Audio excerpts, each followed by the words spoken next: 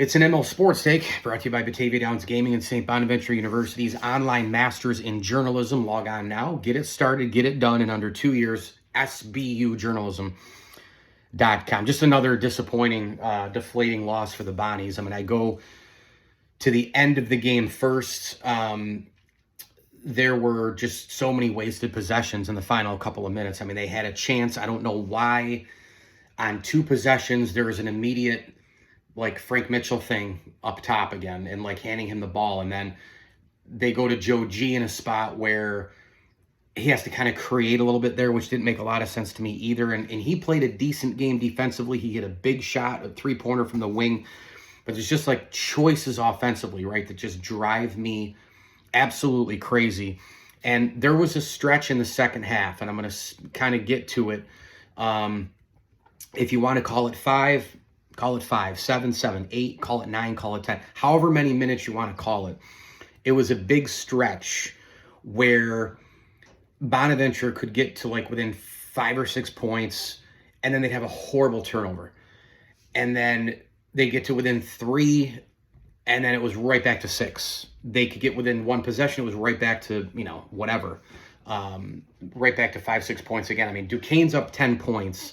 And they're in firm control, 51-41. Keep in mind, this is after the first half, in which, in a way, it felt like it wasn't quite St. Louis, but it was pretty close. I mean, Duquesne was on an 113-point pace at one point. They're bombing threes. Bonaventure has no coverage.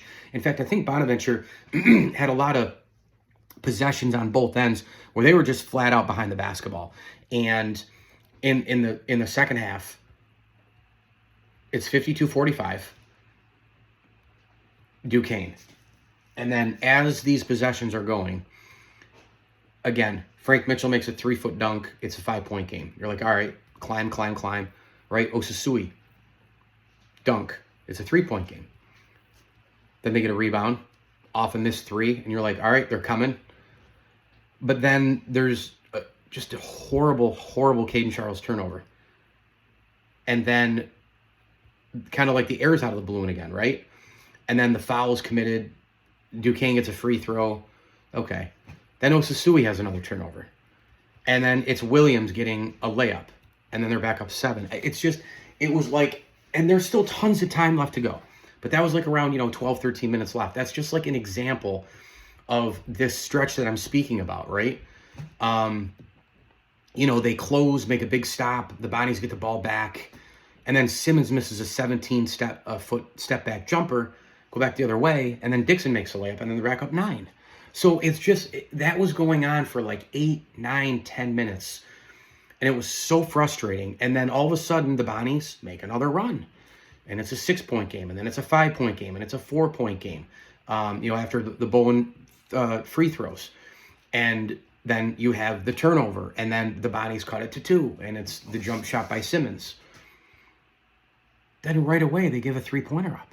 And then it's back to 5. I mean, this is going on now. I mean, this is now we're at the 8-minute mark. And I mean, you can keep scrolling down and down. I mean, you're up 3, or you're down 3, you're down 1.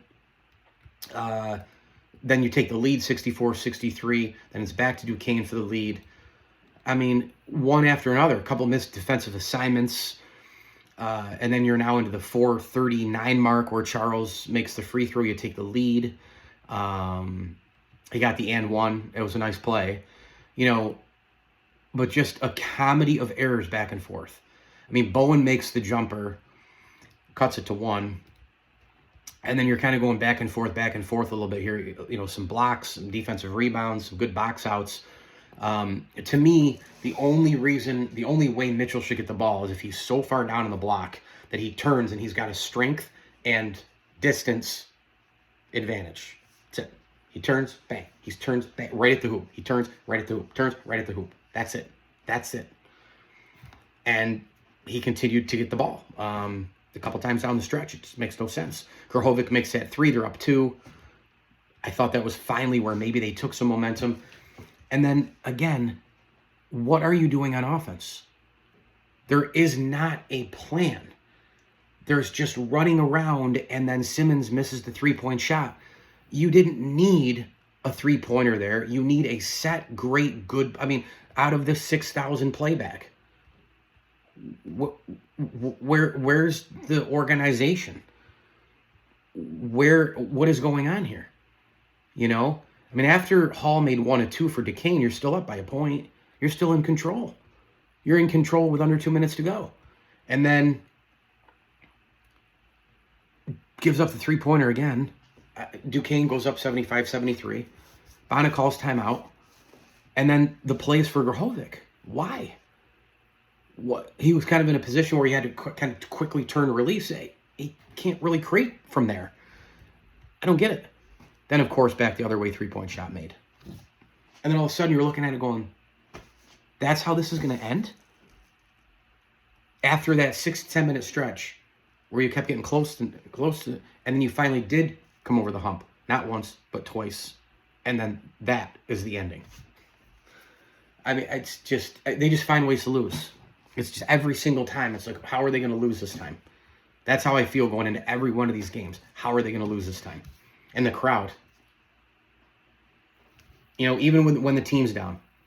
Even when the team's a little bit down. Like, couldn't we always count on the students? Anybody go to Bana in the 80s? I hear stories from people in the 80s, Vaccaro and everybody else. Like, you still went. It was still a great day. It was still awesome to be a Bana. You're there cheering on the team. And I just don't think kids these days give a shit. I don't think they understand how special it is. I don't think they understand what it's like to get free Division I basketball at a school. I mean, I think it's still free, right? I don't know. I know the opponent was mad today. I get it wasn't St. Louis going in all day long thinking, oh, we're going to upset them like the old Bana days at the RC. A lot of days for me, St. Joe, Xavier, Temple. Heyday of A-10 basketball. One of the golden eras, right? I mean, there's nobody there. Where are the students? And then the town people? I mean, empty seats all over the place. I get it. Like Bana, Duquesne. It's like not, you know, it's not Duke, Carolina here. But like, I mean, my God, that building's just not hard to play in anymore. It's just not. You go 3 for 9 from 3. You have awful execution down the stretch. You even out-rebounded Duquesne by 11 today. You had 1 more assist. Turnovers were awful. They had too many turnovers. I mean, that's probably where a lot of this game was lost. Egbunaway gave you nothing. You know, 8 off the bench. You know, Mitchell gets 20, but I almost, 20 and 13, which is nice. But again, I almost wish Egbunaway had 7 or 8 of those, and Osasui had 5 more. And Simmons and Bowen had 2 to 3 more, and it was like Mitchell got 10 and 13 because execution on offense I think would have been better. So super disappointed. 78-73 Duquesne beats St. Bonaventure. ML Sports Take brought to you by Batavia Downs Gaming and St. Bonaventure University's online Masters in Journalism. Also thanks to partner friends of the program, Dan Davidson Jr. and Sr., Mark Alberti, and Matt Motika. As I always tell you, enjoy the games.